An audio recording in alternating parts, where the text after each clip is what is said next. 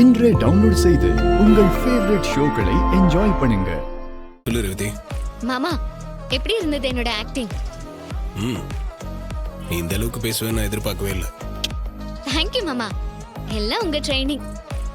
ஏதோ எனக்கு தோணுச்சு, சொன்னேன், ஒர்க் அவுட் ஆயிருச்சு. யாருக்கும் சந்தேகம் வராத மாதிரி நீ தான் மெயின்டைன் பண்ண. அப்படின்னா இந்த பிளான் எக்ஸிக்யூட் பண்ணதுல நான் பாஸ் ஆயிட்டேன், அப்படிதானே மாமா? ஆமா. நான் வந்ததுக்கு அப்புறம் வீட்ல எல்லாரும் என்ன சொன்னாங்க? அக்காவும் மாமாவும் தான் என்ன திட்டினாங்க. அப்பா இத நம்பலாமா வேண்டாமான்னு ஒரு மாதிரி குழப்பத்திலே இருக்காரு. ஸ்வாதி நீங்க போனதும் அழவே ஆரம்பிச்சிட்டா.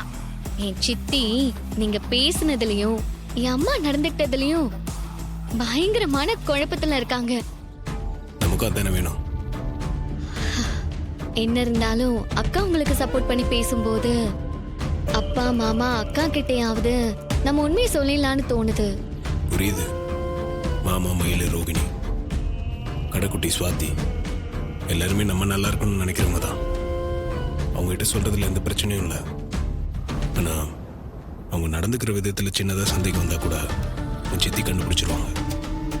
அப்புறம் நம்ம நினைச்சது நடக்காது. புரியுது மாமா. இந்த ஒரு காரணத்துக்காக தான் நானும் யாருக்கிட்டையும் சொல்லாம அமைதியா இருக்கேன். பாப்போம் ரேவதி, எல்லாம் சீக்கிரமே மாறிடும். கண்டிப்பா மாறணும் மாமா. அப்புறம் மாமா, எவ்வளவு சீக்கிரம் முடியுமோ அவ்வளவு சீக்கிரம் என்னோட தாலி என் கழுத்துக்கு வரணும். நம்ம சந்தோஷமா நம்ம வீட்ல ஒன்னா வாழணும், ஹனிமூன் போகணும், ஆசை ஆசையா 5 புள்ள பெத்துக்கணும். 5? உனக்கு இதெல்லாம் ஓவரா தெரியல? அதெல்லாம் எனக்கு தெரியாது மாமா. எனக்கு 2 பொண்ணுங்க என்ன மாதிரியும் 2 பசங்க உங்களை மாதிரியும் வேணும். நீ சொன்ன கணக்கு படி பார்த்தாலும் 4 தானே வருது.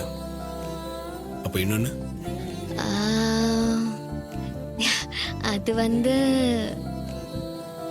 என்ன சொல்லு. அந்த குழந்தையும் உங்களை மாதிரி தான் வேணும் மாமா.